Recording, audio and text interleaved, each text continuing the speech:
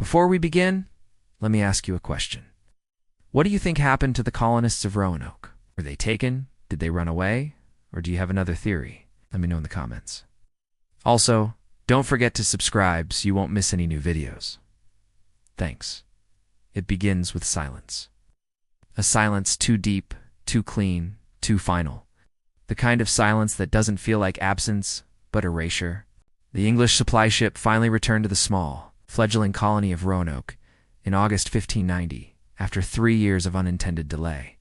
They expected hunger, disease, perhaps desperation. They expected hardship. They expected, at worst, graves. But not this. Not emptiness. The fort was still standing. The palisades were intact. There were no signs of war, no charred ruins, no scattered bones or broken weapons. Instead, there was nothing. Every building had been carefully dismantled. Every trace of domestic life tools, bowls, clothing gone.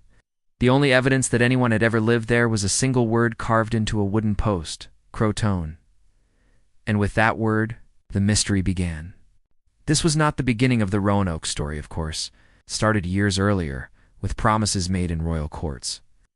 With men in lace collars sketching maps of lands they had never seen, with dreams of empire and wealth and glory, England, still finding its place on the stage of European power, looked across the Atlantic with hunger. Spain had its gold, France its fur. And so, Elizabethan ambition turned westward. The first attempt to settle Roanoke had failed. Disease, native resistance, and poor planning had sent the colonists fleeing back to England. But the second expedition, in 1587, was meant to succeed.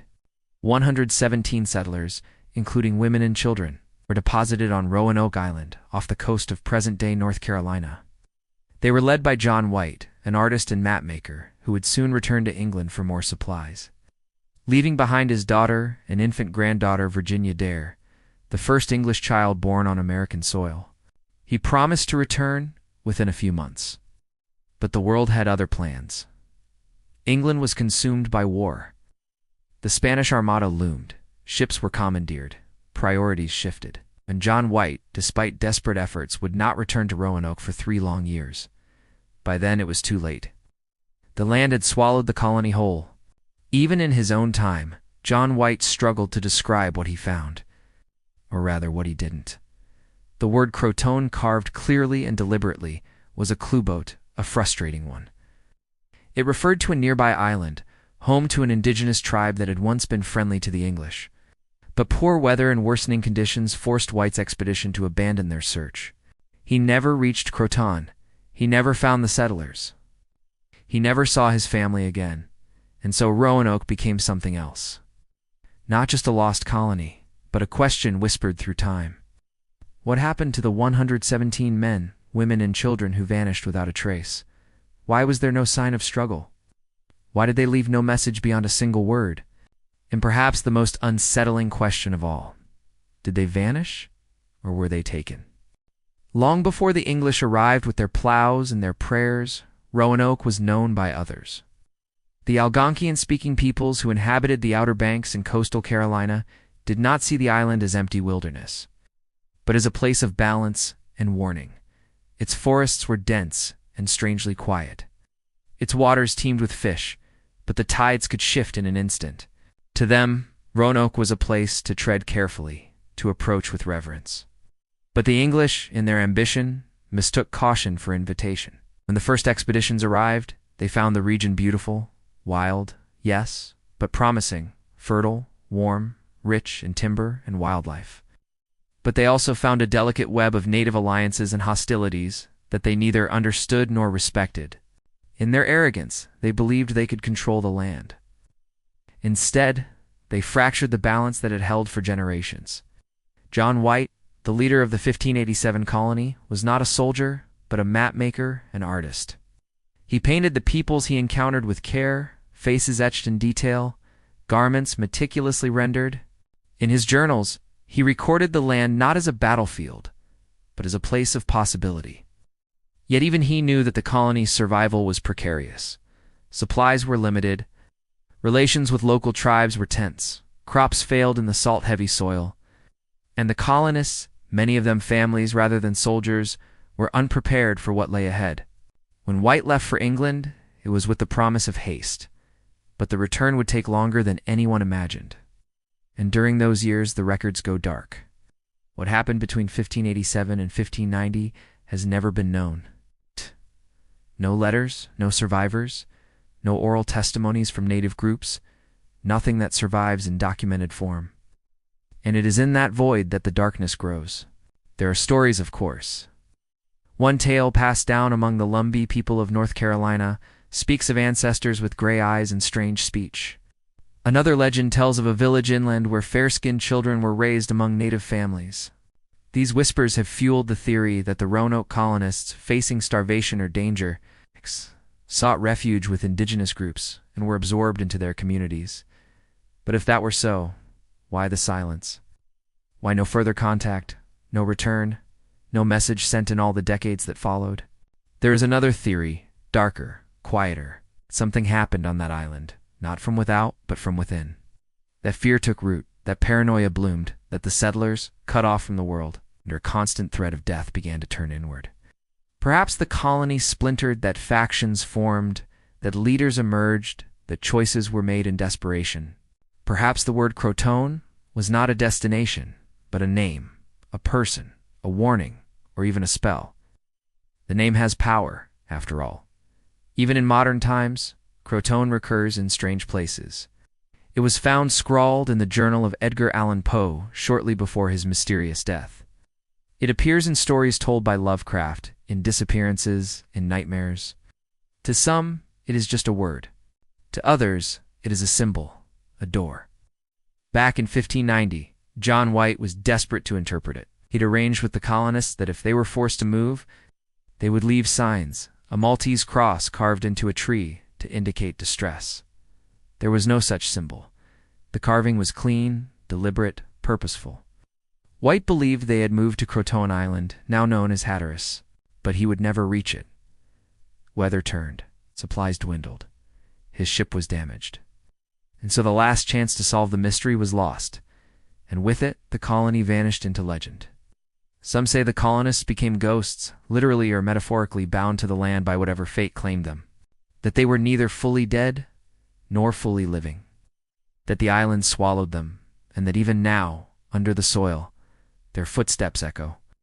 Others believe that Roanoke was a wound in the timeline, an early trauma in the colonial project, one that infected everything that followed: Jamestown, Plymouth, the Trail of Tears. The land remembered the violence, the fear, the hunger, and it never forgave. Whatever the truth, it remains hidden just beneath the surface, waiting like a breath held too long, like a name carved in wood, like silence wrapped around a scream.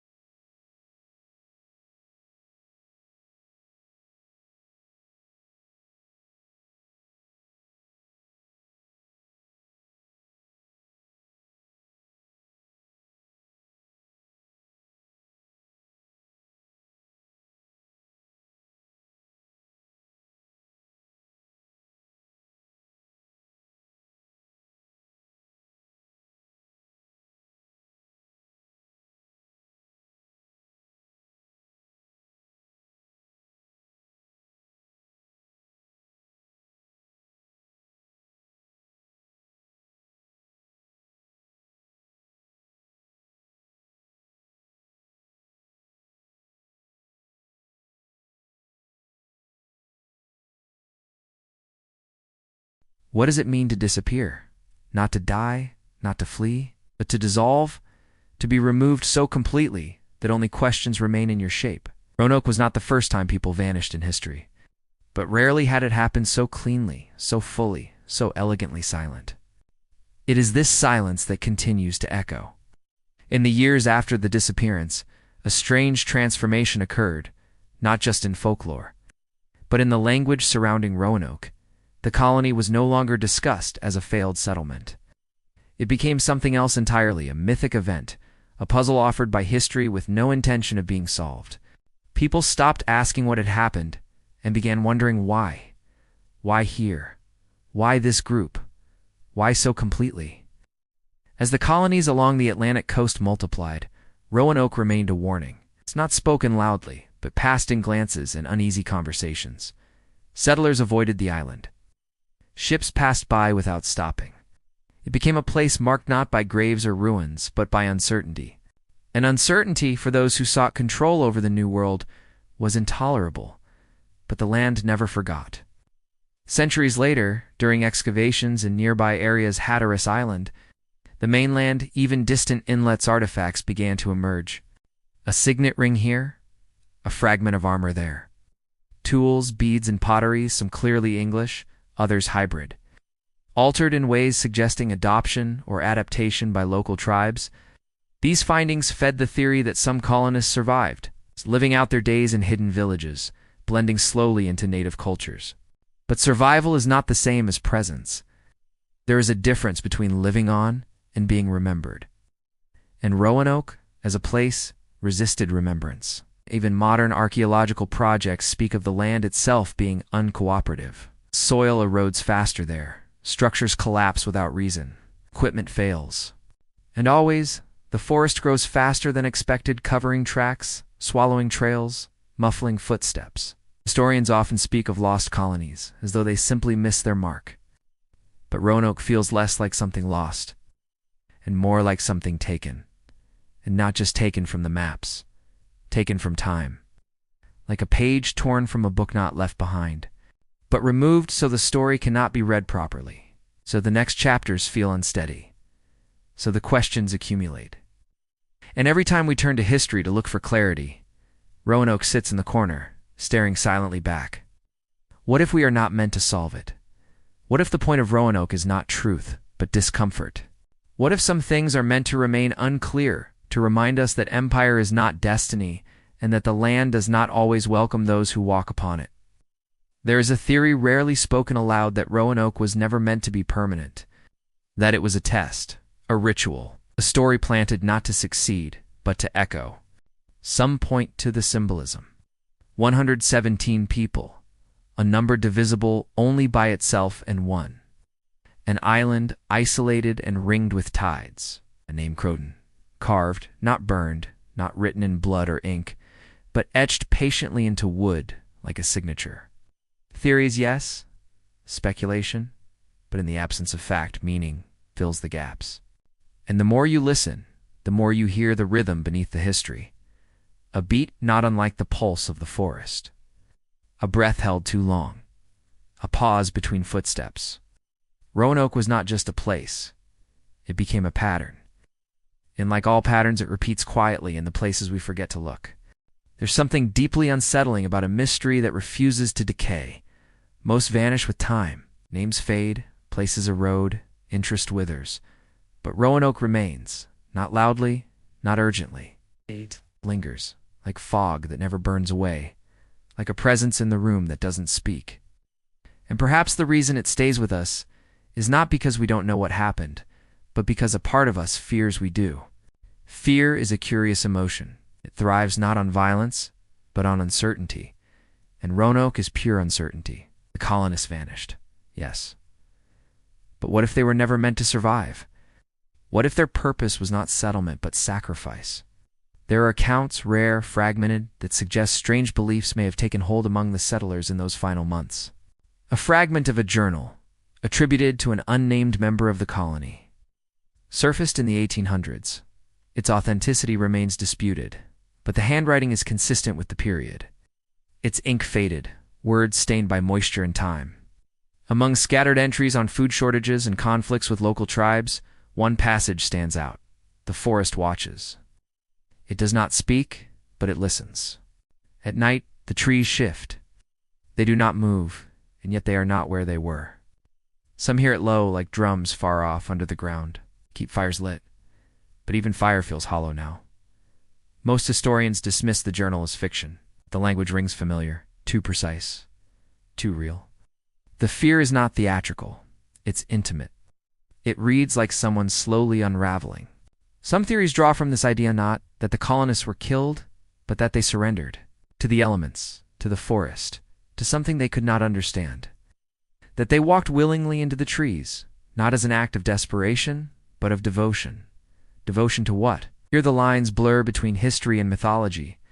Indigenous tribes of the region had stories of spirits in the woods beings that protected the balance between worlds. It's not gods, but watchers, guardians, punishers, if disrespected.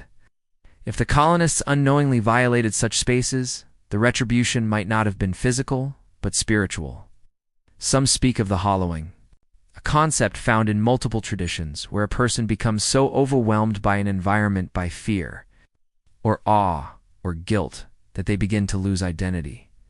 Not quickly, but gradually. They forget words, faces, purpose, until they vanish still breathing, still moving, but no longer themselves. Could Roanoke have become a vessel for such a transformation? Imagine 100 souls, isolated, forgotten, slowly shedding names and memories, until all that remained was the whisper of a word. CROATOAN. There is evidence, subtle, buried. An archaeological site on Hatteras Island revealed a peculiar totem, a carved figure, half English, half native in style. It bore the marks of both cultures, beard and tunic, feathers and clay. It faced inland toward Roanoke, as if watching, as if waiting. These objects do not prove anything, but they suggest. They hint, and sometimes in the absence of certainty, suggestion becomes truth.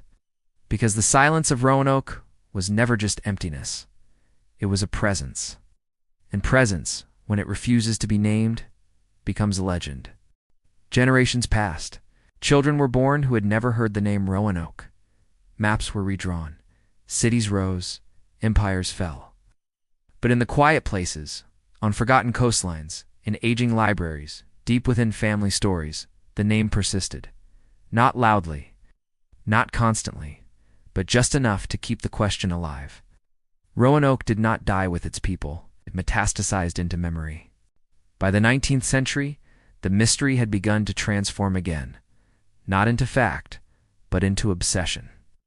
Writers and folklorists started to see the story not as tragedy, but as metaphor, a warning about colonial pride, about arrogance, about the hubris of assuming a land would bend to will simply because a flag had been planted. In dusty university basements, amateur historians passed letters back and forth, searching for overlooked footnotes, misfiled journals, untranslated maps. Some believed a breakthrough was close. Others began to believe in patterns that disappearances like Roanoke had happened elsewhere, small villages in the Old World. Monasteries in the mountains, crews aboard ships. One researcher, Eliza Hall, a professor of early colonial history in the 1890s, wrote extensively on Roanoke. She believed the answer lay not in what happened to the colonists, but in what they became. Her most controversial theory suggested that Roanoke was not a disappearance but a transformation. In a private letter to a colleague, she wrote, "What if Roanoke did not vanish, but shifted? Not geographically, but spiritually. A community that reached a threshold. A breaking point between worlds and stepped through. What we see as absence may simply be transition." She died under unusual circumstances. Her notes were found scorched, partially soaked, and unreadable. The official cause of death was an electrical fire, but the file mentioned no damage to her home, just her desk, just her work. Of course it could be coincidence. And yet Roanoke is built of coincidences. Too many too precise. In the 1930s, a series of stones were discovered in Georgia and North Carolina, claiming to be written by Eleanor Dare, daughter of John White and mother of Virginia. These Dare stones, as they became known, chronicled a long and tragic journey through the wilderness, death, desperation, a plea for remembrance. Some believed them to be forgeries. Others defended their authenticity. The controversy was loud, then faded, like most things tied to Roanoke. But in 2019, one of the stones previously dismissed was re-examined using modern techniques. The results were inconclusive. The stone was old. The carving, possibly authentic. And just like that, the silence shifted again. This is what Roanoke does. It speaks just enough to keep you listening. Then it falls silent again, just long enough for you to forget. Then it returns, altered, familiar, but not quite the same. Like a voice in the fog, like footsteps behind you that stop when you turn, like a story half remembered in a dream you didn't know you had. Roanoke is not history. It is recurrence, not a moment, but a loop. There is something about the word itself, CROATOAN, that lingers. People speak of it with hesitation, as if the syllables carry weight, not just sound but substance. Like the toll of a bell in an empty room. It does not scream, it resonates. Historians have long debated its intent. Was it a destination? A message? A name? But outside academia, others began to ask stranger questions. What if it was not carved for the rescuers? What if it was not a clue at all, but a seal? Cross cultures, names hold power. In many traditions, to name something is to bind it. To carve a name into wood is not merely to communicate, it is to consecrate, protect, or trap. Some modern occult scholars, those who live on the fringes of history, argue that CROATOAN was not just a place, but a ritual, or final act by those who remained. An offering to whatever claimed them. Not surrender, but closure. And that's not the only place the word has appeared. It is documented, though, rarely discussed, that in 1849, during the final fevered days before his mysterious death, Edgar Allan Poe allegedly muttered the word CROATOAN before collapsing on the streets of Baltimore. He died shortly after, his final days undocumented, incoherent. A coincidence? Perhaps. But in 1888, when the famed stage actor Edwin Booth lost his brother John Wilkes Booth, the assassin of Abraham Lincoln, the word CROATOAN was allegedly found carved into Booth's prison cell wall in Old Capitol Prison. No official record confirms it, but the rumor endures. The steamship Carroll at Deering, which wrecked off the coast of North Carolina in 1921, was found completely abandoned, no crew, no signs of distress. On the mainmast, single word scratched faintly into the wood. CROATOAN. Again and again the word surfaces in disappearances, in death, in isolation. Is it superstition or signal? Some believe Roanoke was not unique, that it was the first in a chain of events, an ancient rhythm that repeats across centuries, calling, drawing people toward disappearance. Not violence, not destruction, but dissolution. The edges of history are frayed with similar stories. A lighthouse keeper who vanished, leaving only a flickering lamp. A family farm left with dinner still warm on the table, yet no soul inside. A town abandoned overnight with no sign of struggle, each a whisper of the same echo. Gone, but deliberately so. This is what unnerves us most. We are used to death. We understand tragedy. But Roanoke is not about what happened. It's about what wasn't left behind. It's about how the colonists were erased not messily, but methodically, as if they were never meant to stay. Some modern psychological theories have explored the possibility of mass dissociation, trauma so profound that a group loses its collective grip on reality. It's rare, it's usually temporary. But what if, in complete isolation, under intense psychological and environmental pressure, the settlers slipped into myth, slipped into something beyond our reach, slipped into the space between history and silence? That silence is still alive. People who visit Roanoke today describe a sense of displacement. GPS malfunctions. Time feels stretched. Sound travels strangely. There's no wildlife. Even the ocean seems quieter along that stretch of coast. Locals tell stories quietly, cautiously, of dreams that repeat themselves, of faces glimpsed in the trees, voices calling at night in an old lost dialect. No one lives there now, not truly, and maybe that's wise. Because Roanoke doesn't belong to the present, it belongs to the threshold, to the moment just before something disappears. Time moves forward, but Roanoke never does. In the 21st century, surrounded by satellites and screens, The idea of an entire community vanishing without explanation feels more foreign than ever. We are trained to believe that every event leaves a trace. Every story has an archive. Every mystery, eventually a resolution. But Roanoke remains an exception, and exceptions leave marks of their own. Modern archaeologists continue to probe the islands and coastlines of North Carolina, searching for evidence, bones, tools, settlement remains. The work is meticulous, careful, scientific, and yet it often feels like archaeology conducted in a dream. Each dig uncovers pieces, but no whole, clues but no key. In 2015, a team using advanced ground-penetrating radar detected unusual soil patterns on Roanoke Island itself. Rectangular impressions, consistent with buried structures long since rotted, but once organized. Near the site, fragments of English pottery were discovered. This seemed promising, but days later, those fragments were missing, misplaced, cataloged under the wrong number. A clerical error, they said, but one that prevented further testing. A year later, a researcher from that same team published a paper suggesting that a deliberate pattern of dispersal had taken place at the site. Meaning, someone had not only dismantled the colony, but hidden its parts, planted objects, removed others, as if the colonists had attempted to erase themselves. Not disappear, not flee, erase. If true, this raises a more profound question. Why would they want to be forgotten? Some psychologists propose that in extreme crisis, people do strange things to assert control. That perhaps in the face of starvation, isolation, and fear, the colonists found meaning not in survival, but in vanishing on their own terms. Others believe it wasn't choice at all.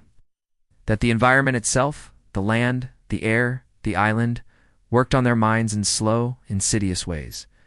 That something about Roanoke disassembled identity, not violently, but gently, like sand slipping through fingers. And yet across the world, the idea of Roanoke persists. Artists return to it. Writers cannot leave it alone. Musicians use the name in lyrics. Filmmakers attempt to capture its atmosphere, but always fall short. Something about it resists fiction, because fiction requires resolution, and Roanoke refuses to resolve. In 2021, a documentary crew spent 3 weeks filming on the island, hoping to capture new drone footage and gather local oral history. What they reported off-camera was more unsettling than anything they released. The lead cinematographer spoke of footage that wouldn't render properly, of drones losing control mid-air, of audio recordings that picked up voices when no one was speaking, of a shared dream experienced by 3 members of the crew, involving an old woman speaking a language none of them knew, but all remembered upon waking. When they left the island, none of them returned to complete the project. The footage, what little remains, is fragmented, half-glitched, warped by data loss. But in the fragments, viewers have noted something strange. A figure, standing in the tree line, not moving, not reacting. Present in multiple shots. Same distance. Same posture. The producers dismissed it as coincidence. A tree. A shadow. But some frames showed the figure in places where no trees stood. Roanoke does not give up its stories easily, or at all. Perhaps that's the point. We look to the past, expecting it to explain the present. We search for continuity, for roots, for meaning. But Roanoke offers only silence, and silence is uncomfortable because it mirrors back our own questions. What would we do? Cut off from the world? What would we become if the sun did not rise tomorrow? If no help came? If no one remembered our names? Would we write a letter, carve a sign, or would we slowly, carefully, take everything down and vanish? The earliest written record of Roanoke comes from a Spanish ship's log, 1526. There's mention of an abandoned camp, a padrone inscribed with the cross of Spain. A padrone, a stone marker, carved with the royal coat of arms of Spain. It's a strong claim, but there's no record that this padrone exists today. The earliest surviving documentation of Roanoke comes from a letter written by a survivor of the second English attempt to settle the island, an attempt that also failed. He wrote, "We found there the mark of a fire that had been newly made, and there were divers grains and herbs there. It's also a path or little way trode in the earth about the fire.